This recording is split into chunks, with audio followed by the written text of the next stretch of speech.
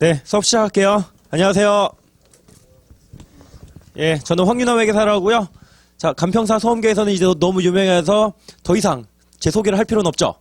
혹시 여기 간평사 말고요, 관세사나 세무사 시험 준비하시는 분들 있나요? 뭐 관세사나 세무사 시험은요, 1차 시험이 이미 끝나서 네, 지금부터 준비하시는 거죠. 네, 알겠습니다. 그럼요, 올해 세무사 시험에서 어떤 문제가 나오는지요, 한번 살펴보도록 할게요. 그리고 대부분 수험생들이요, 여기 감정평가사 시험 준비하시는 분들이라서 감정평가사 수험 대비용으로 가장 초점을 맞춰서 진행을 하도록 할 거예요. 먼저 여기 1번 문제부터 해서 시작을 하도록 할게요. 여기 문제 1번은요, 1번 문제에 정말로 잘 어울리는 문제가 나왔어요. 여기 재무회계 개념체계 중에서도요, 재무정보의 질적 특성에 대해서 나왔네요. 먼저 질적 특성에 대해서요, 간략하게 설명을 하고서 문제풀이를 시작할게요. 재무정보는요, 두 가지 레벨의 근본적 질적 특성이 있어요. 먼저 근본적 질적 특성이 있고요. 그리고 얘네들을 보강하는 보강적 질적 특성이 있고요. 먼저 근본적 질적 특성은요, 목적 적합성과 표현의 충실성 혹은 충실한 표현, 이렇게 두 가지가 있어요.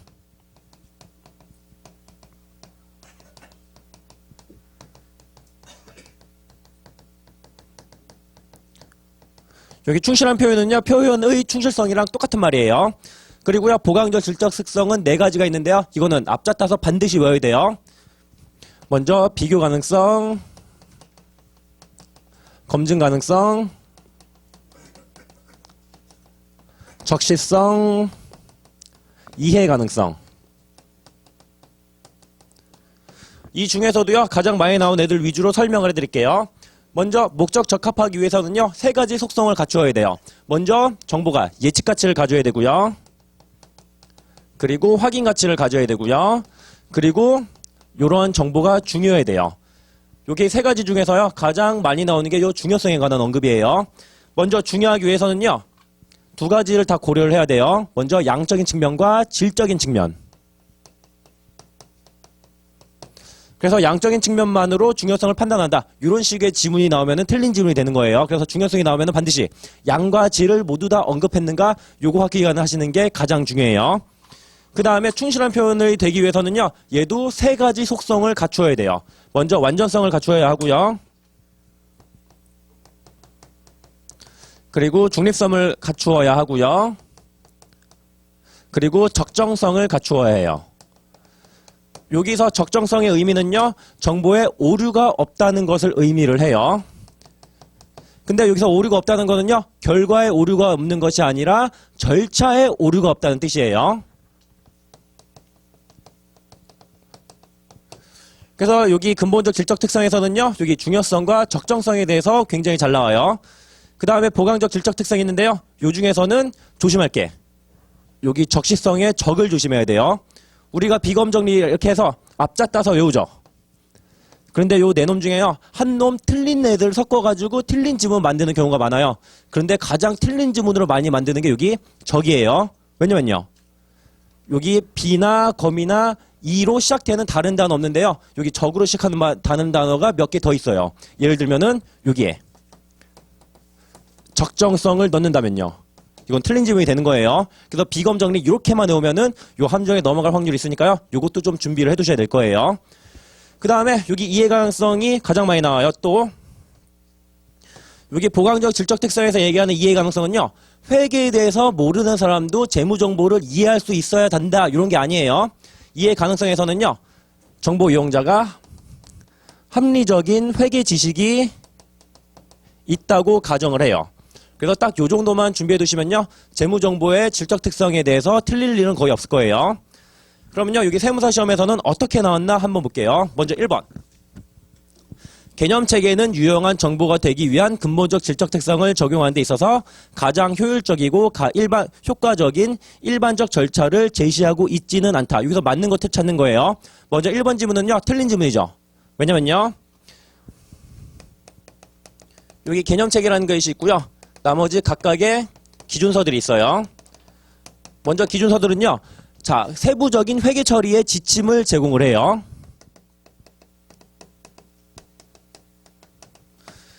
그리고요, 여기 기준서에서 언급하지 않는 내용이 있을 수도 있죠. 그럴 때는요, 여기 개념체계의 일반적 절차를 따라가지고 회계 처리를 해야 될 거예요. 그래서 요 지문도 많이 나오는 지문이 뭐냐면요. 여기 각각의 기준서와 개념 체계가 상충이 된다면, 서로 다르게 이해한다면요. 누구 말을 따라야 될까요? 당연히 여기 각 기준서들을 따라야 되는 거예요. 그 다음에 두 번째 볼게요. 일관성은 비교 가능성과 관련은 되어 있지만 동일하지는 않다. 여기까지 맞는 거예요. 자, 이게 비교 가능성에 대해서 나왔죠? 그 다음 볼게요. 먼저 즉 일관성은 목표이고 비교 가능성은 그 목표를 달성하는 데 도움을 준다고 할 수 있다. 이게 틀린 거죠. 일관성을 가지기 위해서 비교 가능성을 필요하는 게 아니라 비교 가능하기 위해서 일관성을 갖춰야 하는 거예요. 그래서 일관성이 자, 이게 수단이 될 거고요. 여기 비교 가능성이 목표가 되는 거예요.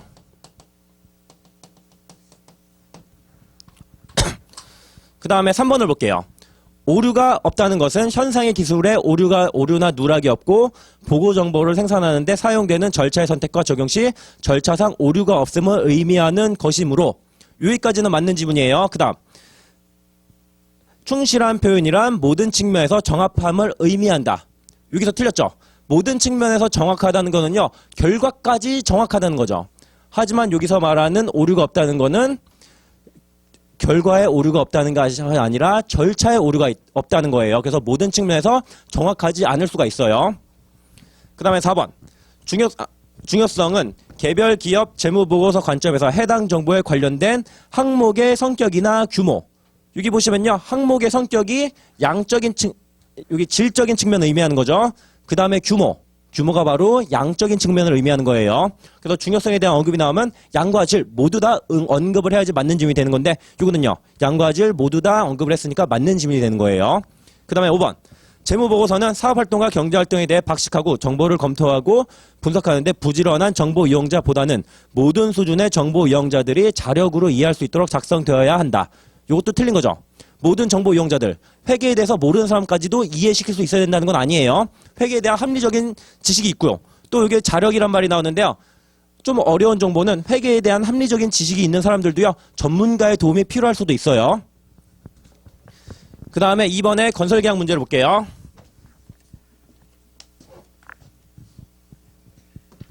요 문제를 딱 보면요. 먼저 지문부터 읽어볼게요. 먼저 1번에 공사 손실, 2번에 계약 수익, 3번 미청구 공사, 4번 미성 공사, 5번 공사 미수금. 딱 보니까 어떤 느낌이 드나요? 아, 이거 건드렸다가 한 3, 4분은 좋게 걸리겠구나. 이런 느낌이 들 거예요. 그래서 오늘 가장 중요하게 하고 싶은 말이 뭐냐면요. 시험 문제 풀 때 1번부터 끝까지 하나하나 정석대로 풀다가는 큰일 날 수가 있어요. 왜냐면요. 이렇게 1번부터 차례차례 하나하나 공을 들여서 풀다 보면요. 중간에 어려운 문제 나오면 시간이 굉장히 많이 잡아먹겠죠. 그래서 한 25번까지 풀었어요. 그랬더니 시간이 땡 하고서 종료가 돼버리죠. 그래서 어떤 불상사가 벌어지냐면요. 26번부터 40번 사이에 정말 30초면 풀 수 있는 쉬운 문제들이 여럿 포진이 돼 있을 거예요. 그래서 앞부분에 쓸데없이 어려운 문제에서 시간을 잡아먹느라고 뒤에 있는 쉬운 문제들을 공략하지 못하는 수가 있어요. 그렇기 때문에 딱 이런 문제를 보면요. 아, 시간이 오래 걸리니까 첫 번째 바퀴에는 패스를 하고요. 그래서 1번부터 40번까지요. 먼저 쉬운 문제를 다 골라서 먹은 다음에 두 번째 바퀴 돌 때 있죠. 그때 공략을 하시면 되는 거예요. 그럼 요것만 참고해 두시고요. 문제 풀이 시간이니까요. 한번 FM대로 풀어보도록 할게요. 주 대안은 X1년 1월 1일에 댐 건설을 위하여 정부와 건설 계약을 체결하고 계약금 60만 원을 수취하였다. 여기서 계약금 60만 원 받은 거는요. 진행률 같은 거 계산할 때 고려를 할까 안 할까요? 요거는 전혀 상관이 없는 지문이에요. 그리고 주 대안은요. 건설계약의 수익을 진행기준 인식하며 발생한 누적원가 기준으로 진행률을 계산한다. 이게 가장 일반적인 케이스죠. 그래서 동건설계약과 관련된 연도별 자료가 다음과 같을 때 옳지 않은 것은 먼저 X1년부터 X3년까지요. 공사 손익부터 한번 구해볼게요. 공사 손익을 구하려면요. 먼저 진행률부터 구하셔야 돼요. 근데 이 문제는요. 진행률 구하기 굉장히 좋게 나왔어요. 먼저 X1년 기준으로는요. 단기 발생 실제 원가가 400만 원이고요. 앞으로 600만 원이 더 든대요. 그래서 1000만 원 중에 400만 원 때려박았으니까 진행률은 40% 이렇게 나오고요. 그 다음에 02년은요. 02년에는 추가적으로 260만 원이 더 들었어요. 그래서 총 누적으로 660만 원 때려박았고요. 앞으로 440만 원 더 때려박을 거 있는 거죠. 그래서 1100만 원 중에 660만 원 때려박았으니까 60%가 진행률이 되는 거예요. 이 정도는 암산으로 되시죠? 그 다음에 X3년은요. 공사 끝났으니까 안 구해봐도 100%고요. 그럼 먼저 매년도 수익을 구해볼게요. 이 문제 같은 경우는요. 총 계약 금액이 1,200만 원이고요. 요 1,200만 원의 총 계약 금액이요. 변하지 않으니까 매년도 인식할 수익은요. 총 계약 금액 곱하기 단기 진도 뺀 거 이렇게 간단하게 구할 수가 있어요. 먼저 첫 해는요. 총 계약 수익 금액이 1,200만 원인데요. 첫 해 진도 40% 뺐죠. 그래서 1,200만 원의 40%인 480만 원이 첫 해의 수익 금액이 될 거예요. 그 다음에 두 번째는요. 두 번째는 진도를 20% 뺐죠. 그래서 1,200만 원의 20%인 240만 원이 두 번째 해 수익 금액이 되는 거고요. 세 번째는요. 진도 40% 뺐죠. 그러므로 480만 원이 수익 금액이 될 거예요. 그 다음에 비용을 볼게요. 여기 비용 같은 경우도요. 우리가 만약에 원가 이외의 진행률을 적용했다면요. 총 누적 비용에서 전기까지의 누적 비용을 빼는 노가다를 해야 돼요. 근데 여기는요. 우리가 여기 진행률을 원가 기준으로 계산했죠. 그러므로 매년 인식할 비용은요. 발생한 비용을 전부 다 비용 처리해 주시면 되는 거예요. 그래서 첫 해는요. 단기 발생 실제 원가 400만 원. 두 번째는요. 260만 원. 세 번째는 440만 원 그대로 써주시면 되는 거예요. 근데 수익 비용이 여기서 끝나는 게 아니에요. 먼저 X1년 기준으로요. 앞으로 예상되는 수익과 앞으로 예상되는 비용을 비교를 해봐가지고요. 만약에 앞으로 예상되는 비용이 더 크다. 그러면 미래 예상되는 비용을 땡겨서 인식하는 것까지 하셔야 돼요. 먼저 첫 해 기준으로는요. 앞으로 수익이 얼마 남아있어요? 앞으로 60%만큼 수익이 더 남아있는 거예요. 그래서 미래 예상되는 수익은 1,200만 원의 60%는 720만 원. 그리고 연도말 예상 추가 계획 원가가 600만 원이라고 나왔죠. 그래서 앞으로 120만 원을 더 이익을 낼 거라고 예상이 되는 거예요. 그래서 추가적으로 고려할 사항 없는 거고요. 그리고 두 번째 볼게요. 두 번째는요. 수익보다 비용이 많이 나온 상황이에요. 이렇다고 해서 무조건 미래 예상되는 비용이 더 많진 않아요. 근데 이렇게 나오면은 미래 예상되는 비용이 더 많을 확률은 높기는 해요. 그렇다면요. 두 번째도요. 한번 검토를 해볼게요. 두 번째 기준으로는요. 앞으로 40%만큼 수익이 남아있는 거죠. 그래서 미래 예상되는 수익은 480만 원이고요. 그 다음에 미래 예상되는 비용을 보니까요. 440만 원 나오네요. 두 번째도요. 미래 예상되는 수익이 더 많으니까 미래 예상되는 손실은 없는 거고요. 땡겨서 인식할 비용도 없는 거예요. 그래서 X2년도에는요. 일시적으로 손실이 났지만 일시적으로 손실이 난 것과 공사 전체로 손실이 나는 것은 전혀 별개의 문제예요. 이렇게 해보시면요. 매년 이익은요.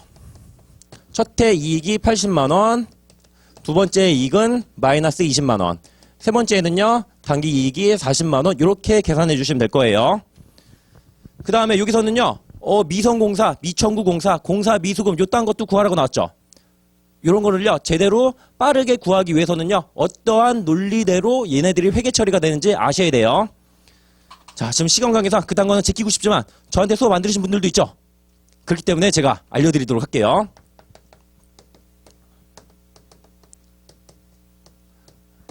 여기 건설계약의 회계 처리는요. 기준서에 있는 내용대로 FM대로 공부하면요. 외울 거 정말 많고 머리가 뽀개져요. 그래서 제가 얍삽한 방법으로 회계 처리한 방법을 개발해 왔어요. 물론 요거대로 회계 처리하면 틀리는 문제도 있지만 우리 시험에서는 그 정도까지는 절대로 안 나오고요. 만약에 나온다면요. 나만 틀리는 게 아니라 다 틀리는 거니까 상관없어요. 그래서 한번 볼게요. 먼저 수는요. 수익을 인식하는 회계 처리예요. 먼저 X1년부터 볼게요. X1년에는요. 여기 수익 인식할 게 480만 원 있죠. 그래서 요때 회계 처리는 자, 미성공사 480만 원 그리고 해당 금액을 공사 수익으로 인식해 주시면 되는 거예요. 여기 미성공사는요. 일종의 재고자산이에요. 그 다음에 B를 볼게요. 수가 수익이면요. B는 뭐예요? 비용이에요. 첫 번째는요. 비용이 400만 원 나왔죠. 그냥 요거를요. 현금으로 나갔다고 칠게요. 그래서 현금 400만 원 비용 400만 원 이렇게 인식해 주시면 되고요. 그 다음에 청은요. 이거는 공사대금을 청구하는 회계 처리예요. 그래서 여기 표를 보시면요. X1년에 공사대금 청구액이 280만 원이라고 나왔죠. 그래서 공사한 것만큼 돈을 달라고 건설회사한테 얘기한 거예요.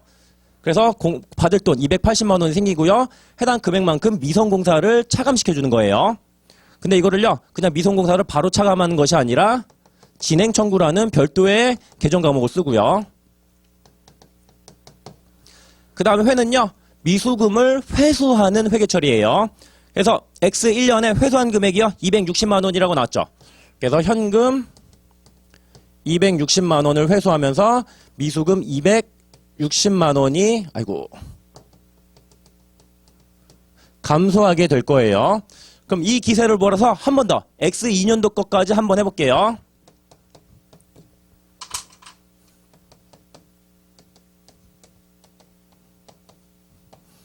먼저 X 2년도 수익은요. X 2년 수익이 240만 원이죠. 그래서 미성공사 240만 원, 그리고 수익 240만 원 이렇게 분개하면 되고요. 그 다음에 비용은요. 두 번째 비용이 260만 원 나갔죠. 그래서 현금 260만 원 대변, 그리고 차변에 비용 260만 원. 그 다음에 두 번째 표를 보니까요. 청구한 금액이 320만 원이에요. 그래서 미수금 320만 원이 증가하고요. 해당 금액만큼 이렇게 진행 청구를 해주시면 되는 거예요. 참고로 요 진행 청구는요. 미성공사의 차감 계정이 되는 거예요. 그 다음에 마지막 회수는요. 300만 원 회수를 했죠. 그래서 현금 300만 원 들어오면서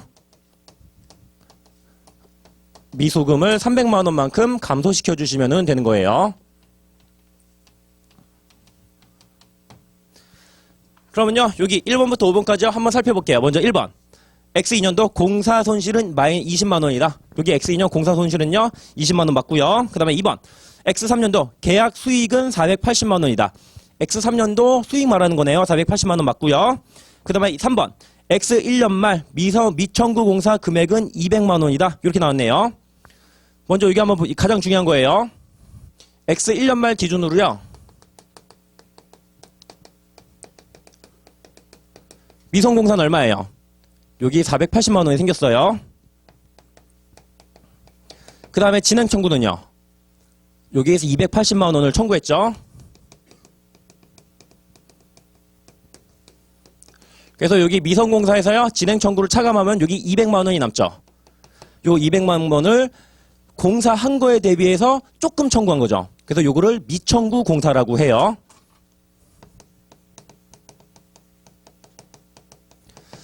그리고 어떤 경우에는요. 미성공사보다 진행 청구가 더 많은 경우도 있겠죠.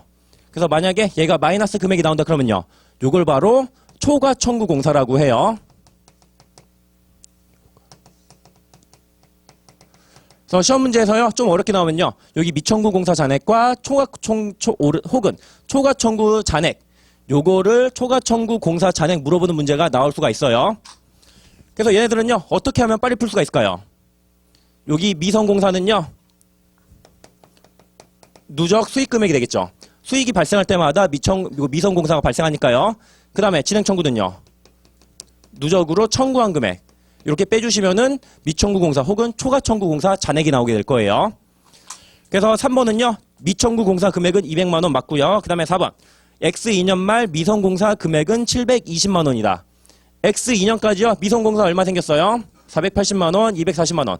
합이 720만 원 맞고요. 그 다음에 5번. X1년 말 공사 미수금 잔액은 80만 원이다. 요거는 한번 확인을 해볼게요. 공사 미수금은요. 언제 발생하고 언제 없어지나요? 진행 청구를 하면 생기고요. 그 다음에 회수하면 없어지죠. 그래서 X2년까지요. 진행 청구한 금액의 합계는요. 첫 해 280만 원, 두 번째 320만 원. 합이 600만 원이고요. 그 다음에 2년 동안 회수한 금액은요. 합이 560만 원이네요. 그래서 여기 공사 미수금은요. 여기 40만 원 이렇게 죄송해요. X2년도 걸 물어본 게 아니라 X1년도 걸 물어봤죠. X1년 말은요. 미수금 20만 원, 280만 원 생겼다가 260만 원 회수했죠. 그러므로 잔액은 20만 원 이렇게 되는 거예요. 그래서 여러분들이요. 계산해야 되는 거는요. 여기 공사 이익 물어보는 거 요거 잘 나오고요. 공사 이익을 물어보는데 여기 미래 손실이 예상되는 경우 요런 게 가장 나올 확률이 높아요. 그 다음에 또 여기 미수금이 얼마인가 요런 건 뭐 나올 확률은 크지 않고요. 나올 확률이 굳이 있다면요. 여기 미청구 공사나 초과청구 공사 요거 구하는 거 정도 나올 수 있으니까 이 정도까지만 연습을 해두시면 충분하실 거예요. 역시 2번 문제 나중에 풀 때도 시간 많이 걸리고요. 오늘도 이거 풀이하는데 시간 너무 많이 걸렸죠? 그럼 넘어가서요. 3번 문제 볼게요.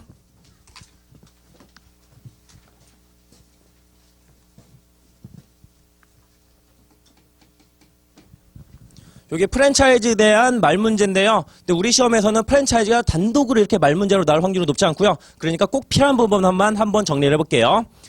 프랜차이즈 수수료에 관한 내용으로 옳지 않은 것은 1번.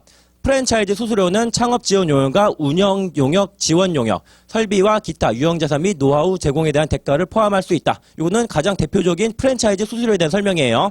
프랜차이즈가 뭔지 아시죠? 동네에 있는 치킨집이라든가 커피 프랜차이즈점 같은 거 얘기하는 거예요. 그 다음에 두 번째.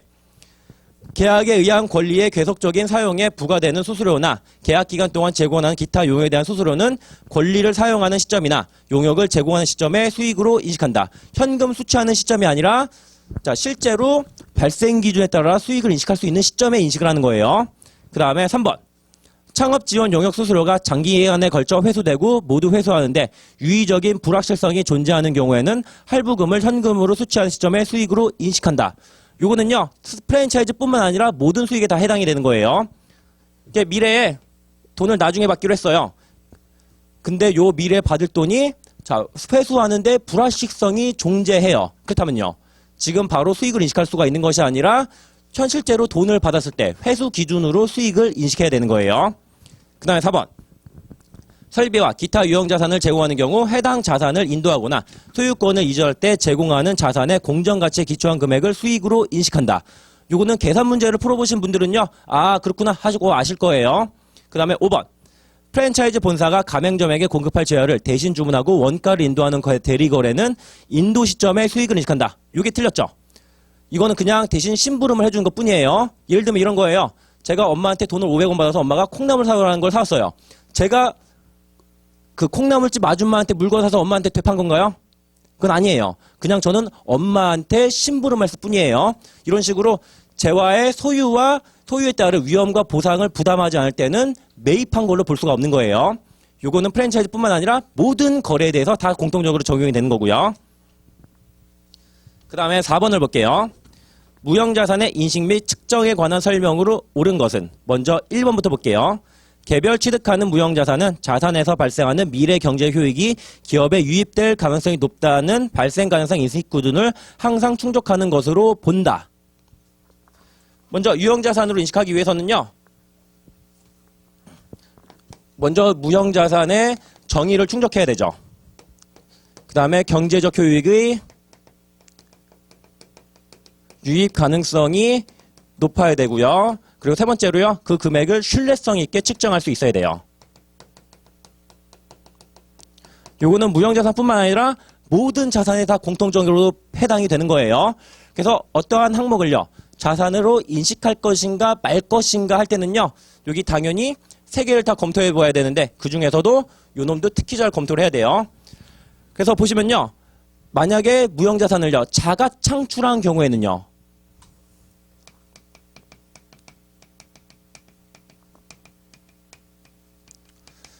자가 창출 무형자산의 가장 대표적인 예는 개발비를 둘 수가 있겠죠. 그래서 요 개발비 같은 경우는요. 혹시라도 연구비 연구 단계에서 지출된 것이 아닌가, 자산성이 있는가 이런 거를 자 확인을 해보고 자산성이 있다 싶으면은 무형자산을 잡을 수가 있는 거예요. 근데 반면에 무형자산을 외부에서 구입할 수도 있죠. 외부 구입하는 거는요. 왜 구입하는 거예요? 해당 항목이 경제적 효율의 유익 가능성이 높기 때문에 구입을 하는 거죠. 그래서 외부 구입하는 무형자산은 경제적 효율의 유익 가능성이 언제나 높다고 가정을 하게 되는 거예요. 그래서 1번은 맞는 지문이고요. 그 다음에 2번 볼게요.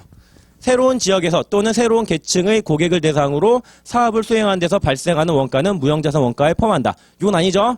해당 지출이 발생한 시점에 즉시 비용 처리를 해야 돼요. 판관비 등의 개정 과목으로요. 그 다음에 3번. 내부적으로 창출한 브랜드, 제업, 출판 표제, 고객 목록은 개발하는 데 발생한 원가를 전체 사업과 구별할 수 없더라도 무형자산으로 인식한다. 구별할 수 있더라도 무형자산으로 인식할 수가 없는 거예요. 그래서 창출한 브랜드, 제업, 출판 표제 이런 거는요. 외부에서 매입한 경우만 무형자산으로 인식이 가능해요. 그 다음에 4번. 무형자산에 대한 대금 지급 기간이 일반적인 신용기간보다 긴 경우 무형자산의 원가는 실제 총 지급액이 된다. 요거는 무형자산을 할부로 산 경우를 얘기하는 거죠. 자, 이렇게요. 1년마다 100원씩 3년에 걸쳐서 주기로 하고서 무형자산을 취득했다고 칠게요. 그렇다면요. 무형자산의 취득원가는 300원이에요? 아니면은 얘의 현재 가치가 되나요? 현재 가치는 250원이라고 칠게요. 현재 가치는 250원이 취득원가가 되는 거예요. 요거는 유형자산에서 똑같은 거 한번 배워봤을 거예요. 그 다음에 5번. 새롭거나 개선된 재료, 장치, 제품, 공정, 시스템이나 요령에 대한 여러 가지 대체안을 최종 선택하는 활동은 개발 활동의 예로서 해당 지출은 무형자산으로 인식한다. 이게 틀렸죠? 보시면요. 새롭거나 개선된 재료, 장치, 제품, 공정, 시스템이나 용역에 대한 여러 가지 대체안을 최종 선택하는 활동. 아무것도 가시적인 성과가 없죠. 그래서 어떠한 가시적인 성과가 있는 상태에서 지출은 개발비로 보시면 되고요. 가시적인 성과가 없다 싶으면은 연구비로 봐서 즉시 비용 처리하는 거예요. 그래서 5번은 연구 활동에 대한 예의며 이거는 즉시 비용 처리하는 것이 원칙이에요.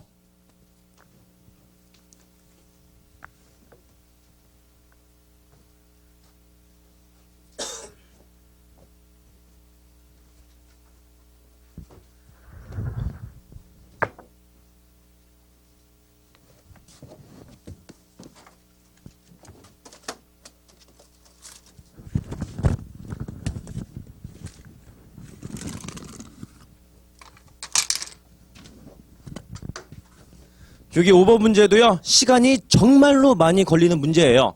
근데 이 문제가요. 교환 취득에 대한 여러 가지 복잡한 개념들을요. 한 방에 정리할 수 있는 되게 좋은 문제예요. 그래서 이 문제에 시간 쓰는 거는요. 정말로 의미가 있는 일이라고 봐요.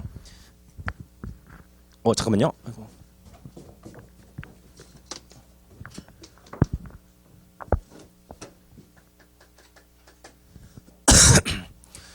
5번 문제 볼게요. 주 대전은 사용 중인 기기장치 A를 주 세종에 기기장치 B와 교환하면서 공정가치 차액에 대하여 현금 20만 원을 지급하였다.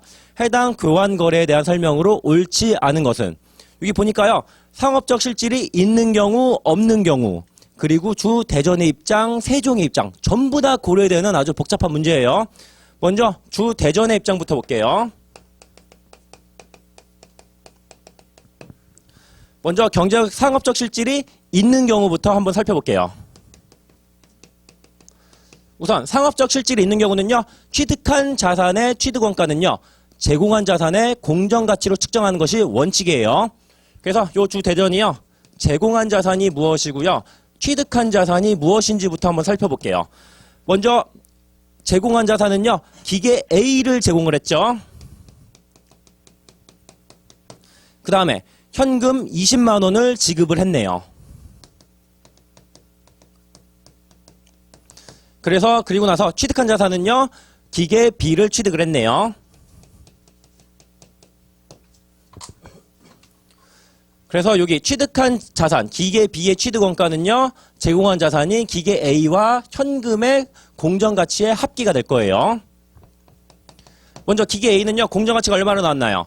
공정가치가요. 30만 원이네요. 그리고 현금의 공정가치는요.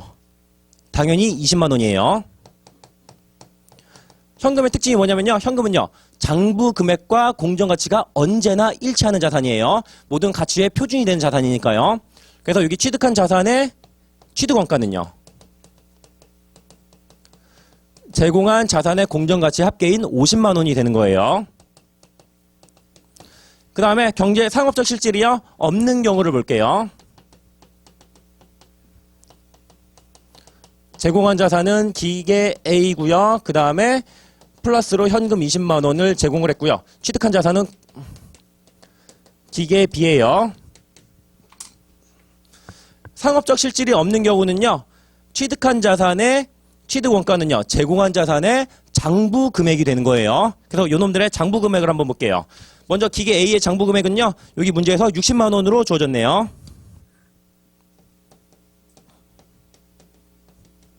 그리고 현금 20만 원의 장부 금액은요. 당연히 20만 원이에요.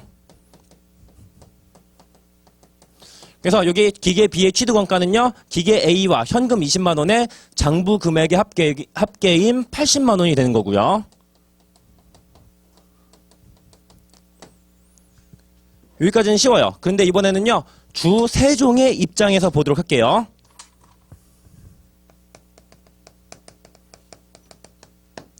얘도요. 상업적 실질이 있는 경우와 상업적 실질이 없는 경우를 나눠서 볼게요. 먼저 주세종은요. 제공한 자산이 뭐예요? 기계 B를 제공했고요. 수취한 자산은요. 취득한 자산이 기계 A와 현금 20만 원이 되는 거예요. 그래서 상업적 실질이 있는 경우는요. 요 취득한 자산들, 기계 A와 현금 20만 원의 취득원가는요. 제공한 자산의 공정가치가 되는 거예요. 먼저 기계 B의 공정가치는요. 얼마라고 주어졌나요? 여기 문제에서 기계 B의 공정가치는요. 50만 원이라고 주어졌어요. 그래서 여기 기계 A와 현금 20만 원의 취득원가 합계는 요 금액인 50만 원이 되는 거예요. 그렇다면요. 얼마다 얼마로 나눠줘야 돼요? 현금 20만 원의 취득원가는 그냥 20만 원 되는 거예요. 그 다음에 기계 A의 취득원가는요. 나머지 30만 원이 되는 거고요. 아주 새로운 풀이 방법이죠. 제가 지난달에 개발한 방법이에요. 그 다음에 상업적 실질이 없는 경우 볼게요. 요때도요. 똑같이 제공한 자산은 기계 B이고요. 취득한 자산은 기계 A 플러스 현금 20만 원이에요. 여기 경제적 실질, 상업적 실질이 없는 경우는요. 여기 취득한 자산들의 취득 원가는 제공한 자산의 장부 금액이 되는 거예요. 근데 요놈의 장부 금액 얼마예요? 기계 B의 장부 금액은 70만 원이네요. 그 70만 원을요. 어떻게 찢어주시면 되는 거예요? 자, 먼저 현금 20만 원의 취득 원가는요. 그냥 20만 원 되는 거고요. 나머지 50만 원이 기계 A의 취득 원가가 되는 거예요. 그래서 지금까지 시험 문제는요. 여기 제공한 자산 중에 현금이 포함되는 경우가 압도적으로 많이 나왔고요. 요새 세무사 시험이랑 회계사 시험에서는요. 여기 취득한 쪽에 현금이 얹히는 경우가 간혹 출제가 되고 있어요. 그래서 우리 시험에서도요. 이런 거 출제가 될 수도 있으니까 요 논리를 잊어버리시면 안 돼요. 그 다음에 5번. 여기는요. 뻔한 거죠. 상업적 실질이 결여된 경우 주대전과 주세종은 모두 교환과 관련된 손익을 인식하지 않는다. 그래서 상업적 실질이 없는 경우는요. 처분 손익이 발생하지 않으니까 이거는 계산해보나 마나예요.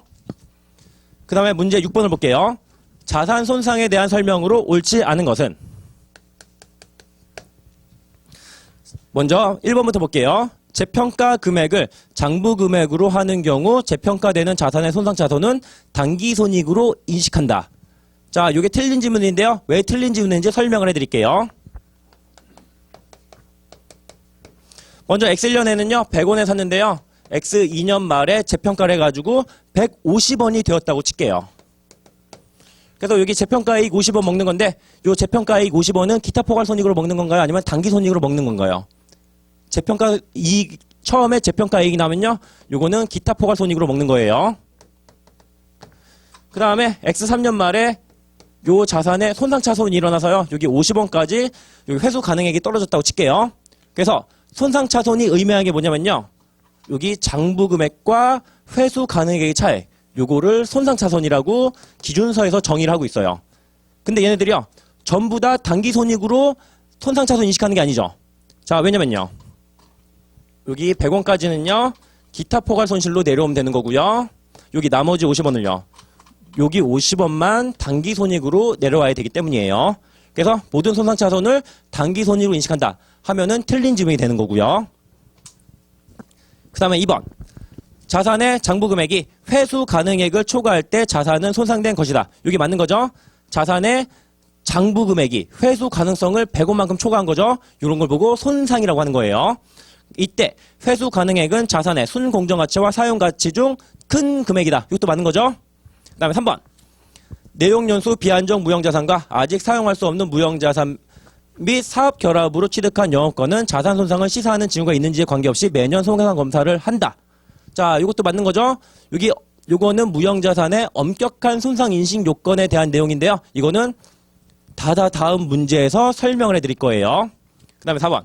현금 창출 단위의 손상 차손은 우선 현금 창출 단위에 배분된 영업권의 장부 금액을 감소시킨 후 현금 창출 단위에 속하는 다른 자산을 각각 장부 금액에 비례하여 배분한다. 우리 현금 창출 단위의 손상 차손을 배분하는 연습 다들 해보셨죠? 자, 요 문제가요. 회계사 시험에서도 나오고 세무사 시험에서도 출제가 되었고요. 근데 여기 간평사 시험에서는 아직 한 번도 출제가 안 됐는데요. 이제 출제될 때가 되었어요. 그래서 요거는요. 계산 문제니까요. 패스하도록 할게요. 그 다음에 5번. 자산 손상의 진후를 검토할 때 시장 이자율, 시가총액 등의 외부 정보뿐만 아니라 구조조정 계획 등 내부 정보와 종속기업, 공동기업 또는 관계기업으로부터의 배당금도 고려해야 된다. 먼저 손상 징후를 검토할 때는요.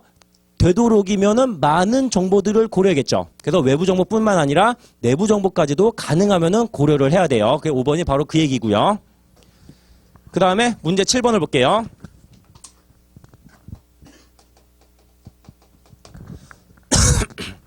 주 대전은 2000X1년 1월 1일 건물을 21만 원에 취득하였으며 감가상각 방법은 정액법을 사용한다. 그런데 내용연수는 7년에 잔존가치는 없대요. 그래서 21만 원으로 시작을 하는데요. 내용연수 7년에 잔존가치 없으니까 연간 3만 원씩 상각하면 되겠네요.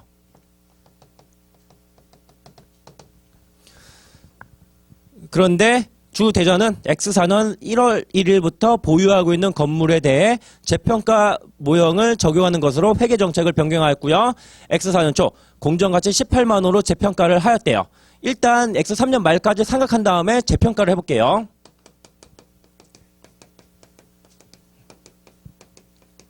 여기 X3년 말까지요. 이렇게 3년치 상각하면 되죠.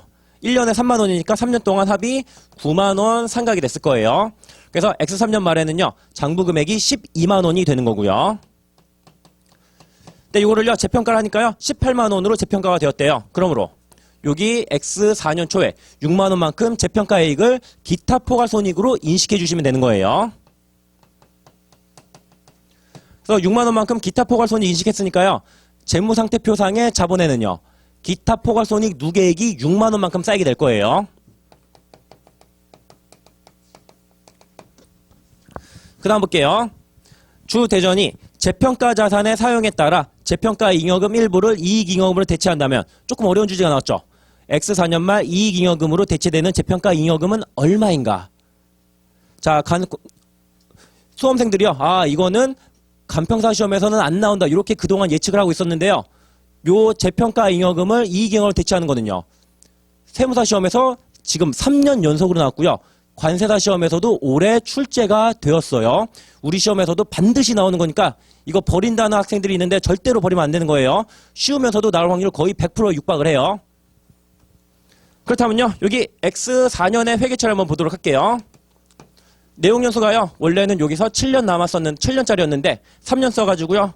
X4년 말 기준, 3년 말 기준으로는 4년이 남아있는 거죠. 그래서 여기 18만 원을요. 4년 동안 생각하면 될 거예요. 그래서 1년에 18만 원을 4로 나눠주시면은 4만 5천 원 상각이 되겠네요. 그래서 여기 13만 5천 원이 X4년 말에 상각 원가가 될 거고요. 근데 문제에서는요. 요거 물어보는 것이 아니라 X4년 말에 기타 포괄손익 누계액이 얼마가 될 것인가 이걸 물어봤죠.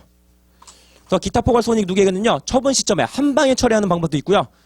여기 감가상각함과 동시에 기타 포괄손익 누계액도 같이 상각하는 방법도 있어요. 그래서 요 6만 원을요. 4년 동안에 재평가 잉여금을 이익잉여금으로 대체하면 되겠죠. 그래서 6만 원을 4년 동안에 이익잉여금으로 대체해야 되니까 1년마다 대체되는 금액은 1만 5천 원이 될 거예요. 자, 여기까지는 쉽죠? 근데 여기서 한 발자국 더 나가 문제가 나오게 돼요. 그래서 여기 처음에는요. 기타 포괄손익 누계액이요. 6만 원 생겼다가 요거 1만 5천 원만큼을 이익잉여금으로 보내놨죠. 그래서 X4년 말 시점에는요. 현재 재평가 잉여금이 4만 5천 원밖에 안 남아 있어요. 그런데 그 상황에서 재평가를 한 방 더 하니까 X4년 말에 요게 5만 원까지 떨어졌다고 칠게요. 그렇다면요. 얼마가 기타 포괄손익으로 내려오고 얼마가 단기손익으로 내려오는가? 요게 시험 문제에 나오게 될 거예요. 그래서 만약에 재평가 잉여금을 이익잉여금으로 대체하지 않았다면요. 여기 6만 원을 기타 포괄로 내려오면 되는 거겠죠.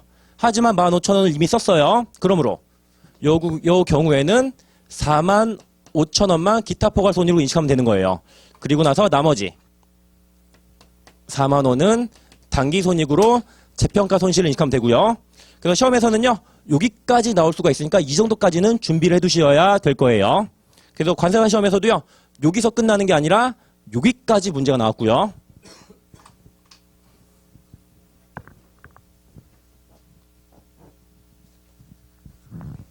보니까요, 이번에 세무사 시험은요, 영양가가 많은 문제들이 정말로 많아요. 그래서 지난번에 관세사 시험은 조금 실망했죠. 너무 쉽게 나와가지고요, 영양가 있는 문제들이 거의 없어가지고요, 좀 맛이 없었어요. 근데 오늘 거는 정말로 맛이 있어요. 계속 할게요. 죄송해요. 그러면요, 문제 8번 볼게요. 여기 문제 8번은요, 차입원가 자본화 문제인데요, 아주 무난하게 나왔어요. 한번 읽어볼게요. 주 대전은 X2년 1월 1일 사업 건설을 시작하면서 X2년 1월 1일에 20만원, 7월 1일에 30만원을 지출했대요. 일단 연평균 지출액부터 구해보도록 할게요. 1월 1일에 때려박은 돈이 20만원이고요. 그 다음에 7월 1일에 때려박은 돈이요, 30만원이에요. 근데 1월 1일에 지출한 금액은요, 1년 내내 지출된 금액이고요. 7월 1일에 지출한 금액은요, 6달만 지출이 된 금액이에요. 그래서 연평균 지출액을 구해보면요, 평균 35만원 이렇게 나오게 될 거예요. 여기 연평균 지출액 35만원이 있는데요, 얘네들은요, 먼저 특정 차입금으로 충당을 하고요, 특정 차입금보다 넘어가는 부분은요, 일반 차입금으로 지출을 했다, 이렇게 가정을 하게 될 거예요.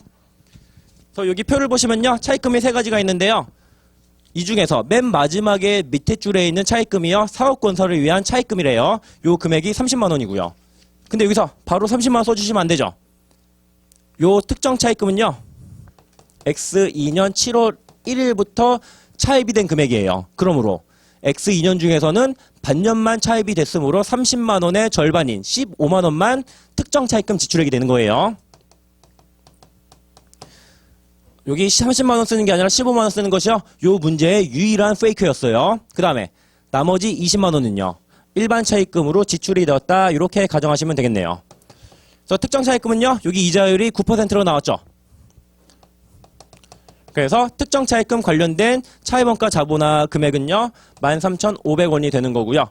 그 다음에 일반 차입금 관련된 이자율은요, 일반 차입금들을 가중평균을 해야 될 거예요. 그래서 맨 위에 있는 차입금을요, 차입금 1이라고 하고요. 그 두 번째 줄에 있는 차입금을요, 차입금 2라고 할게요. 먼저 차입금 1은요, 차입금액이 50만원인데 차입일이 X1년 초부터 X2년 6월 30일까지죠. 그래서 첫 번째 차입금은요, X2년에는 6개월만 차입이 된 금액이에요. 그래서 평균 차입액이 25만원 나오고요. 그 다음에 차입금 2는요, 이거는 1년 내내 차입이 된 게 맞죠? 그래서 그대로 25만원 써주시면 되고요. 그리고 각각의 이자율이요, 7%와 8%네요. 만약에 여기 가중치가 다르면요, 좀 복잡하게 가중평균을 내야겠죠. 그런데 가중치가 같으니까 그냥 단순평균 해도 돼요. 그래서 가중평균 차입 이자율은 7.5% 이렇게 나오네요. 그래서 일반 차입금 관련해서 자본할 차입원가는 20만원에 7.5%인 15,000원이 나오겠네요. 근데 여기서 끝나는 게 아니에요. 요 15,000원이요, 한도에 걸리나 안 걸리나 확인해 봐야겠죠. 여기 일반 차입금 관련돼서 자본화할 수 있는 차입원가의 한도는 실제로 발생한 일반 차입금 이자가 한도가 되는 거예요. 그래서 실제 이자는 얼마 나와요? 실제 이자는요, 요 금액 50만원 곱하기 7.5% 하면은 실제 이자가 나와요. 그래서 실제 이자는요, 여기 37,500원으로 아주 여유있게 넘어가네요. 그래서 자본화할 차입원가 합계는요, 28,500원 이렇게 나와요. 그리고 요 문제를 딱 보고요, 아, 얘네들이 한도에 걸리나 안 걸리나 순식간에 파악할 수 있는 방법이 있어요. 어떻게 파악하냐면요, 여기 일반 차입금 지출액 요 금액과 실제 일반 차입금 평균 지출액의 합계 요 금액이요, 두 개를 비교해 보면은 순식간에 확인할 수가 있어요. 만약에 요 놈이 더 크다면요, 한도에 걸리는 거고요. 만약에 요 놈이 더 크다면요, 한도에 안 걸려요. 그래서 딱 봐서 지금 실제 차입금이 훨씬 더 크죠. 한도에 반드시 걸리지 않아요. 그래서 여기까지만 계산을 하고 한도 계산 안 해봐도 한도에 안 걸리니까 그냥 빠르게 문제 풀고 넘어갈 수도 있는 거예요.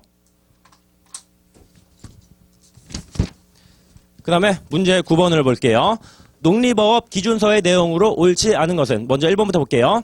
생물자산은 공정가치를 신뢰성 있게 측정할 수 없는 경우를 제외하고는 최초 인식 시점과 매 보고기간 말의 순공정가치로 측정한다. 이거 맞는 지문이죠. 원래 재고자산은요. 원가로 측정하는 것이 원칙이지만 생물자산은요. 기준서에서 별도로 순공정가치로 측정하는 것을 원칙으로 제시를 하고 있어요. 그 다음에 2번. 최초로 인식하는 생물자산을 공정가치로 신뢰성 있게 측정할 수 없는 경우에는 원가에서 감가상각 누계액과 손상자산 누계액을 차감한 금액으로 측정한다. 원래는요. 원칙은 순공정가치로 측정하는 건데요. 경우에 따라서는요. 순공정가치를 신뢰성 있게 측정할 수 없는 경우도 있어요. 그럴 때는요. 어쩔 수 없이 원가법을 적용할 수밖에 없는 거예요. 그 다음에 3번. 생물자산을 최초 인식 시점에 순공정가치를 인식하여 발생하는 평가손익과 생물자산의 순공정가치 변동으로 발생하는 평가손익은 발생한 기간의 단기손익에 반영한다. 이거 맞는 건데요. 이게 틀린 지문으로 나오면 어떻게 바꿔서 나올까요? 단기손익이 아니라 기타 포괄손익에 반영한다. 이렇게 틀린 지문 나오니까요. 옆에다가 기타 포괄손익 X 이렇게 써주세요. 그 다음에 4번도 볼게요. 수확물을 최초 인식 시점에 순공정가치로 인식하여 발생하는 평가손익과 생물자산의 순공정가치 변동으로 발생하는 평가손익은 발생한 기간의 단기손익에 반영한다. 이것도 맞는 지문이죠. 얘도요. 기타 포괄손익에 반영한다. 이렇게 틀린 지문 나올 수 있으니까요. 이것만 조심해 주시면 돼요. 그리고요. 기타 포괄손익은요. 딱 몇 가지밖에 없나요? 6가지. 매해, 파지, 제재 6개밖에 없어요. 그래서 얘네들 빼고서 기타 포괄손익에 반영된다. 이렇게 나오면은 무조건 틀린 지문이고요. 그 다음에 5번 볼게요. 요 5번 보기 전에요. 간략하게 필기만 하나 할게요.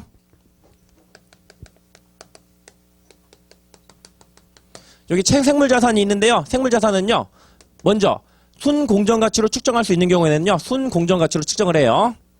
그리고 순공정가치를 신뢰성 있게 측정할 수 없는 경우에는요. 원가로 측정할 수밖에 없고요. 그래서 생물자산과 관련한 정부 보조금에 대한 설명을 해드릴게요. 만약에 생물자산을요. 원가로 측정한다면요. 이거는 유형자산과 동일하게 자산차감법 이연수익법을 적용할 수 있어요. 근데 반면에요. 생물자산을 원가로 측정하지 않고 원칙대로 순공정가치로 측정한다면요. 여기 자산차감법, 이연수익법을 쓸 수가 없어요.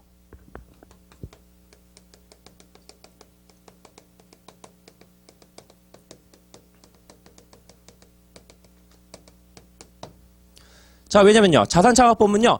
취득 원가에서 정부 보조금을 차감해서 측정하는 거죠. 하지만 순공정가치로 측정한다면요. 여기 자산차감을 할 수가 없어요.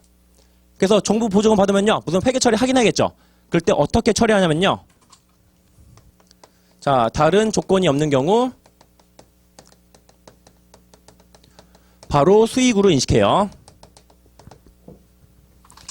그래서 5번 지문을 볼게요. 순공정가치로 측정하는 생물자산과 관련된 정보 보조금에 부수되는 조건이 있는 경우에는 이를 수취할 수 있는 시점에만 단기손익으로 인식한다. 요게 어디가 틀렸냐면요. 조건이 있는을 없는으로 바꿔야지 맞는 지문이 되는 거예요. 그래서 다른 조건이 없는 경우에만 수익을 인식할 수가 있고요. 다른 조건이 있는 경우, 예를 들면은 몇 년 동안 가지고 있어야지 암토해내도 된다. 이런 식으로 조건이 붙으면은 그거에 다 없어져야지 수익을 인식할 수가 있는 거예요. 그래서 생물자산과 관련된 여기 정부 보조금요. 요 정도만 기억해 두시면 충분할 거예요. 그 다음에 문제 10번을 볼게요.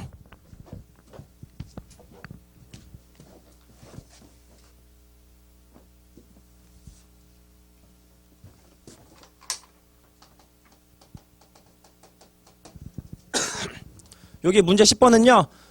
무형자산과 유형자산의 감가상각에 대한 설명인데요. 여기 무형자산에 관련된 중요한 필기 좀 하고 갈게요. 무형자산은요. 유형자산이랑 공통점들이 굉장히 많아요. 그래서 다른 것들은 유형자산이랑 다 똑같고 그래서 유형자산과 다른 점 위주로만 정리를 하시면 돼요. 먼저 무형자산은요. 크게 두 가지 파로 나눌 수가 있어요. 먼저 내용연수가 비한정인 무형자산. 그리고 내용연수가 한정인 무형자산 이렇게 둘로 나눌 수가 있어요. 여기 한정이라는 거는요. 내용연수가 5년, 10년 이런 식으로 한정이 되었다. 이걸 얘기하는 거고요. 비한정은요. 토지처럼 무한하다는 것은 아니에요. 내용연수가 유한하기는 한데 몇 년인지 모른다가 비한정의 의미예요. 저 같은 경우는요. 내용연수 몇 년 남았나요? 자, 모르죠? 이런 걸 보고 비한정이라고 하는 거예요. 제가 영원 불멸의 불사신 아니죠. 언젠간 죽긴 죽겠는데 언제인지 잘 모르는 거죠. 그래서 만약에 내용연수가 한정이다 그러면은 상각이 가능해요. 근데 내용연수가 얼마인지 모른다면요. 나누기 몇을 해야 되는지 모르니까 상각이 불가능해요. 그리고 내용연수가 한정인 경우는요. 상각을 함으로 일반적인 손상인식 요건을 적용을 해요. 그리고 만약에 상각을 안 한다면요. 보다 엄격한 손상인식을 적용을 하고요. 그래서 여기 일반적인 손상차손이 어떤 거냐면요. 매년 말이 되었는데 손상 징후가 있으면요. 이때 손상검사를 들어가게 되는 거예요. 그래서 여기 일반적인 경우는요. 매년 말과 손상 징후가 있는 거 두 개가 겹쳐야지만 손상검사를 하게 되는 거예요. 그 다음에 여기 엄격한 손상은요. 매년 말이 되면요. 무조건 손상검사를 해야 돼요. 그리고 또는 손상 징후가 있는 경우 매년 말이 아니어도 기중에 손상 징후가 보인다면 무조건 손상 검사를 해야 되고요. 그래서 보시면요. 일반적인 경우보다 엄격한 요건을 적용하는 경우 손상 검사를요. 더욱 자주 하게 될 거예요. 그래서 요걸로요. 시험 문제 잘 나오니까요. 요거는 반드시 기억을 해둬야 돼요. 어떤 식으로 틀린 지문을 만드냐면요. 한정인 무형자산은 매년 말 또는 손상 징후가 있는 경우 손상 검사를 실시한다. 이런 식으로 크로스로 엮어서 시험 문제에 틀린 지문 나오니까요. 이런 거 조심해 주시면 될 거예요. 그래서 먼저 1번부터 볼게요. 내용 연수가 유한한 무형자산과 유형자산의 잔존 가치는 해당 자산의 장부 금액보다 큰 금액으로 증가할 수 없다. 있나요, 없나요? 이거는 있어요. 이게 어떤 경우냐면요. 이런 거예요.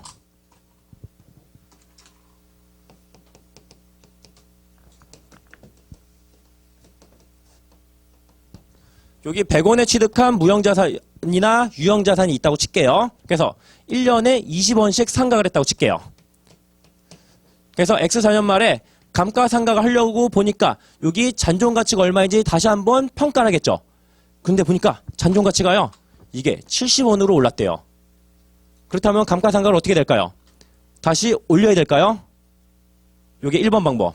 아니면은 원래 이거 쌩까고 그냥 가던 길로 20원씩 상각한다. 이게 2번. 그리고 3번 방법이 감가상각을 중단한다. 이게 3번. 어느 게 정답일까요? 정답은 여기 3번이에요. 그래서 만약에 잔존가치가 장부금액보다 커지는 상황이 발생한다면요. 장부금액이요. 다시 내려갈 때까지 감가상각을 중단 혹은 빵원을 상각하는 게 정답이에요. 그래서 이게요. 세무사 시험에서 계산 문제로 나왔어요. 감가상각을요. 정률법으로 하는데 10월 1일에 취득한 다음에 1년 3개월치를 상각한 다음에 잔존가치가 요 놈보다 더 커졌어요. 그래서 정답은 빵원 이렇게 나온 문제가 있었어요. 그 다음에 2번 볼게요. 내용연수가 유한한 무형자산과 유형자산의 감가상각 방법은 변경될 수 있으며 이러한 변경은 회계추정의 변경으로 회계 처리한다. 이거 맞는 거고요. 감가상각이랑 관련된 것들은 무조건 전부 다 싹 다 회계추정이에요. 이게 시험 문제에 왜 잘 나오냐면요. 감가상각 방법은 옛날에는 회계 정책이었어요. 근데 국제회계 기준 들어오면서 회계 추정으로 바뀌어가지고요. 이게 시험 문제에 은근 잘 나와요. 그 다음에 3번 볼게요. 내용연수가 유한한 무형자산과 무형자산의 감가상각 방법 외에는 정액법, 차감잔액법, 생산약, 비례법 등이 있다. 이거는요. 기준서에 있는 문구를요. 그대로 가져온 거예요. 이것도요. 조금만 더 설명을 할게요. 보시면은 정액법, 체감잔액법, 생산량 비례법. 여기서 우리가요. 정액법과 생산량 비례법은 뭔지 알죠? 근데 여기서 말하는 체감잔액법을 뭘 뜻하냐면요. 첫 해에는 상각을 많이 하고 점점 갈수록 상각을 조금 하는 방법들을 전부 다 싹 다 합쳐서 체감잔액법이라고 해요. 그래서 얘네들의 얘는 정률법, 이중체감법, 연소학계법 이렇게 세 가지를 예를 들 수가 있어요.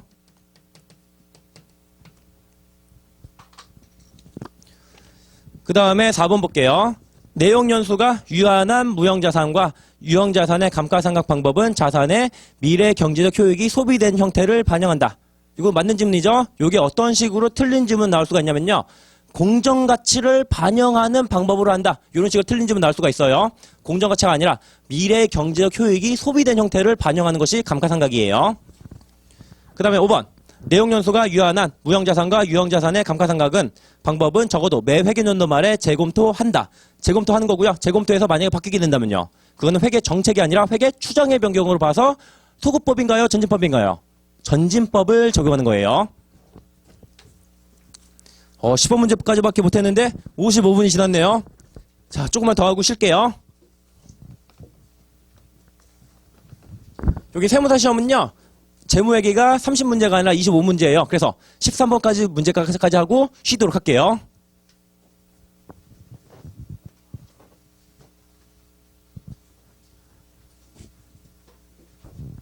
그래서 원가회계를 좋아하시는 분들은요. 간평사 시험보다는 세무사 시험 준비하는 게 조금 더 나을 수도 있어요. 자, 문제 3번 볼게요. 문제 11번 볼게요. 여기 주식 기준 보상에 대한 문제가 나왔는데요. 우리가 지금까지 봤던 전형적인 문제랑은 약간 스타일이 좀 다른 문제예요. 스타일이 좀 달라서 당황할 수도 있는데요. 어려운 문제는 아니니까 한번 풀어보도록 할게요. 주 대안은 주가가 행사 가격을 초과하는 경우 차액을 현금으로 지급하는 주가 차액 보상권을 보시면 여기서 중요한 게 뭐예요? 주식 결정이 아니라 현금 결정형이에요.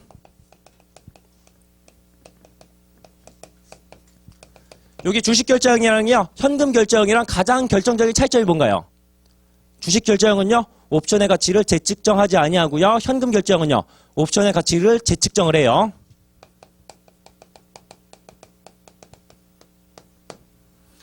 그래서 X2년 1월 1일 임직원 10명에게 각각 200개씩 부여했고요. 이 주가차익 보상권은 X2년 말에 모두 가득되었다. 보시면요. X2년 초에 부여했는데 X2년 말에 가득됐죠.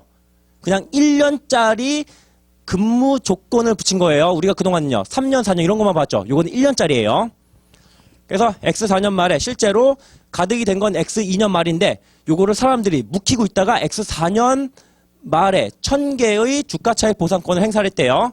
그래서 매 회계연도 말 보통주와 현금결제형 주가차익 보상권의 단위당 공정가치는 다음과 같은 경우 주가차익 보상권과 관련하여 X4년도에 주 대안이 이식할 주식 보상 비용과 현금 지급액은 얼마인가 이렇게 물어봤네요. 먼저 X2년부터요. 인식할 비용을 한번 구해볼게요. 먼저 X2년 말에 총 예상 비용은 얼마예요? 먼저 10명에게 부여했는데 한 명의 낙 없이 전부 다 가득을 했죠. 그래서 10명 곱하기 1인당 200개고요. 여기 X2년 말에는요. 옵션의 공정가치가 얼마예요? X2년 말 옵션의 공정가치는 1,400원이네요. 그래서 X2년 말에 총 예상되는 비용을 구해보시면 이게 280만 원 나올 거예요.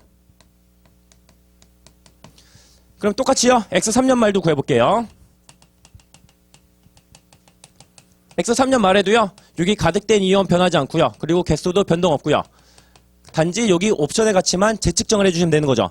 그래서 X3년 말에 옵션의 가치를 보니까 주가차익 보상권의 공정가치가 1,300원이 되었네요. 그래서 누적으로 인식할 비용 혹은 미지급 비용의 합계는 260만 원이 되는 거고요. 그 다음에 X4년을 볼게요. 자, 10명인 거는 변함없고요. 옵션의 수량도 1인당 200개는 똑같고요. 옵션의 가치는요. 여기 1,500원으로 변동이 되었네요. 그래서 X4년 말 기준으로 총 예상 비용은 300만 원 이렇게 되는 거예요. 그러면요. X2년, X3년, X4년 매년 인식할 비용들을요. 한번 계산을 해볼게요. 먼저 주식 보상 비용에서요. 매년 인식할 비용을 구하려면요. 가등률이 매년 얼마인지 봐야겠죠. 근데 우리가 지금까지 봤던 문제는요. 요때 부여를 해서 X4년 말에 가득이 되는 거죠. 그래서 3분의 1, 2분의 1, 3분의 3 이렇게 썼던 거 기억날 거예요. 하지만 요 문제는 X2년 말에 이미 다 가득이 된 거예요. 그래서 가등률은 100%, 100%, 100% 이렇게 되는 거고요. 그리고 총 예상 비용은 280만 원, 260만 원, 300만 원 이렇게 되는 거고요. 먼저 첫 해는요. 얼마 비용으로 이식하면 되는 거예요? 첫 해는 280만 원이 100% 한 방에 다 가득됐으니까 280만 원을 전부 다 비용으로 이식하면 되는 거예요. 그런데 X3년 말이 되니까요. 여기 총 예상 비용이 20만 원만큼 작아졌죠. 그러므로 미지급 비용으로 인식할 금액도 20만 원만큼 작아져야 되는 거예요. 그래서 여기는 마이너스 20만 원의 비용, 즉 수익이 20만 원 생기게 되는 거예요. 그 다음에 X4년은요. 다시 비용, 총 비용이요. 40만 원 불었죠. 그래서 40만 원을 추가적으로 비용으로 인식하면 되는 거고요. 그래서 X2년, 3년, 4년 분계를 한번 해보자면요. X2년의 분계는 주식 보상 비용 280만 원. 그리고 미지급금 그냥 부채라고 분계할게요. 계정 과목은 중요한 거 아니니까요. 280만 원 이렇게 분계하면 되고요. 그 다음에 X3년 기준으로는요. 여기 총 예상 비용이 20만 원만큼 감소했죠. 그래서 부채 20만 원 감소시켜 주시고요. 그리고 요거는요. 주식 보상 비용을 다시 환입해야 돼요. 요거는 수익으로 계산이 되는 거고요. 그 다음에 X4년은요. X4년은요. 여기 다시 한 40만 원만큼 불었죠. 그래서 부채 40만 원을 늘려주시고요. 그래서 여기 40만 원만큼 비용을 잡아주시면 되는 거예요. 근데 여기서 끝나는 것이 아니라 여기 총 2,000개의 옵션 중에서 1,000개만큼의 행사가 됐죠. 요 1,000개가 행사된 것도 회계 처리를 해주셔야 돼요. 먼저 전체 2,000개 중에서요. 1,000개가 행사됐으니까 미지급금, 부채는 절반만큼 감소하게 될 거예요. 보시면요. 요 시점에 부채는 총 합 얼마예요? 280에서 260 되었다가 300이 되었죠. 그러니까 부채는요. 300만 원의 절반인 150만 원이 결제가 되는 거예요.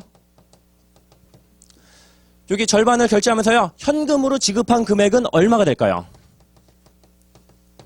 먼저 현금은요. 내재가치만큼 지급을 하는 거예요? 아니면은 공정가치만큼 지급을 하는 거예요? 공정가치가 아니라 내재가치만큼 지급을 하게 되는 거예요. 그래서 X4년 말을 보니까요. 보통주의 공정가치가 1,900원이래요. 그리고 행사 가격은요. 여기 1,000원이고요. 그렇다면요. 한 옵션 하나당 900원씩 결제를 해주는 거예요. 그래서 1,000개가 결제됐으니까 900원 곱하기 1,000개 해주시면 현금은 90만 원이 나가게 되는 거예요. 그래가지고 마지막 해 여기 대차가 60만 원밖에 안 남았죠. 여기 60만 원이 차이가 나죠. 그러므로 여기 60만 원은요. 주식 보상 비용 환입 이렇게 인식해 주시면 되는 거예요. 그래서 여기 문제에서 물어본 게 현금 지급은 여기 90만 원이 되는 거고요. 그 다음에 주식 보상 비용 혹은 환입은요. 그래서 두 번째 마지막 해는요. 비용 40만 원에 환입 60만 원이죠. 그래서 퉁치면은 환입 20만 원 요게 정답이 되는 거예요. 근데 이 정도 수준의 문제까지는 나올 확률이 높지 않으니까요. 요거는 좀 헷갈린다 싶으면 그냥 버리셔도 괜찮아요.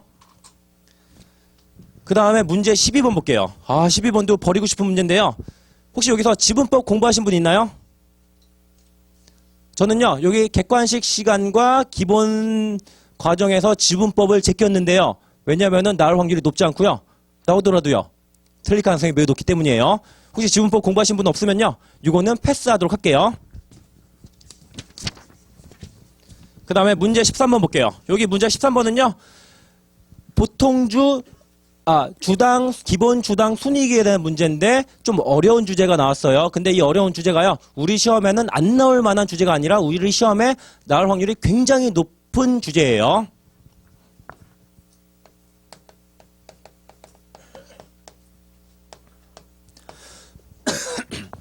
주 대안에 2000X1년 1월 1일 보통주는 24,000주고요. X1년도 중 보통 주식수의 변동 내역은 다음과 같대요. 먼저 1월 1일에 기초에 24,000주를 가지고 시작을 했어요. 근데 3월 1일에 유상증자를 통해 12,000주를 발행을 했다네요.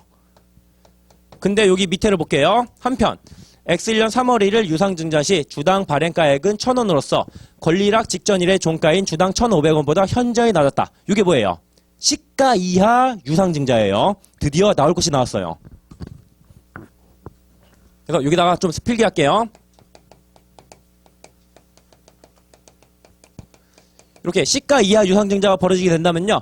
요 시가 이하 유상증자를 시가 유상증자와 무상증자 둘로 쪼개야 돼요.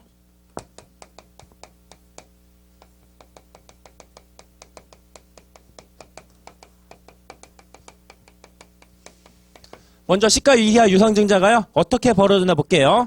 먼저 시가 이하 유상증자는요. 12,000주를 1,000원씩에 발행을 했대요.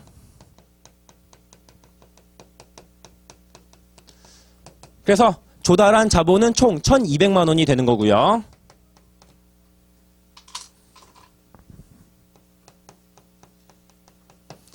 그럼 요거를요. 시가 이하, 시가 유상증자와 무상증자로 한번 쪼개볼게요. 만약에 1,200만 원을요. 공정가치로 유상증자를 했다면요. 몇 주만 유상증자 했으면 되는 거였어요. 8,000주만 유상증자 했으면 되는 거죠. 8,000 곱하기 1,500은 1,200만 원이니까요. 그래서 여기 8,000주 구하는 게 핵심이에요. 그렇다면요. 나머지 4,000주만큼은 무상증자 된 거다. 이렇게 가정을 하게 되는 거예요. 그래서 여기 시가 유상증자와 무상증자로 나누는 이유가 무엇인가요? 여기 시가 유상증자는요. 주당 1,500원씩 돈 갖고 태어난 애들이죠. 돈 갖고 태어나면요. 엄마가 필요 있어요? 엄마가 필요 없나요? 엄마 필요 없죠? 얘네들은요. 돈 없이 태어난 애들이죠. 돈 없이 태어났으면요. 엄마 필요하죠. 그러므로 여기 시가 유상증자는 애들은요. 자기네들이 3월 1일부터 태어났으니까 요때부터 독립적인 삶을 살면 되는 거고요. 여기 돈 없이 태어난 애들은요. 엄마 찾아가야 되는 거예요. 그래서 여기 8,000원은요. 3월 1일에 이렇게 자 사람 구실을 하는 거죠. 근데 나머지 4,000주는요. 자 엄마를 찾아가야 되는데요. 얘네들의 엄마는요. 1월 1일에 태어난 24,000주와 3월 1일에 태어난 8,000주가요. 둘이 엄마가 되는 거예요. 그래서 여기 비율이요. 3대 1이죠. 그러므로 여기 아가들도요. 3대 1로 둘로 나누면 되는 거예요. 그래서 여기 24,000주의 아가들은요. 3,000주가 되는 거고요. 여기 8,000주의 아가는 1,000주가 되는 거예요. 그래서 시가 이하 유상증자는요. 이렇게 시가 유상증자와 무상증자로 나눈 다음에 요놈들은요. 돈 가지고 태어난 애들이니까 그날부터 독립하면 되는 거고요. 여기 4,000주 돈 없이 태어난 애들은요. 엄마 찾아가면 되는 거예요. 여기까지 어려운 거 했고요. 그 다음부터 쉬운 것만 나와요. 5월 1일에는요. 자기 주식 6,000주를 취득을 했대요. 6,000주 취득했으니까 마이너스를 해주시면 되고요. 그 다음에 9월 1일 자기 주식을요. 재발행했대요. 그렇다면 요날부터 3,000주가 다시 증가하게 되는 거고요. 그 다음에 10월 1일에는요. 자기 주식 1,000주를 재발행했대요. 요때부터는 그냥 노가다죠. 여기 1월 1일부터 있었던 애들은요. 가중치 곱하기 12분의 12 해주시면 되고요. 그리고 3월 1일부터 있었던 애들은 10달이니까 곱하기 12분의 10. 5월 1일부터 있었던 애들은 곱하기 12분의 8. 9월 1일부터 있었던 애들은 곱하기 12분의 4. 10월 1일부터 있었던 애들은 곱하기 12분의 3. 이렇게 해서 얘네들을요. 싹 다 더해주시면은 가중평균 유통보통 주식수는 31,750주 이렇게 나오게 될 거예요. 여기 시가 이하 유상증자는요. 간평사 시험이나 관사 시험에서 아직 한 번도 나온 적은 없어요. 그런데 세무사 시험에서 나온 주제는 1년이나 2년 혹은 그 당해에 바로 간평이나 관사 시험에서 나오는 경우들이 족족 있어요. 그리고 이거는요. 너무 어렵지도 않죠. 이렇게 12,000주를요. 8,000주와 4,000주 이렇게 찍기만 하면요. 독립시키고 엄마 찾아가고 요것만 잘해주시면은 남들 다 틀릴 때 우리는 득점이 가능한 거예요. 그래서 여기 13번까지 풀었으니까요. 10분간 쉬었다가 14번으로 넘어갈게요.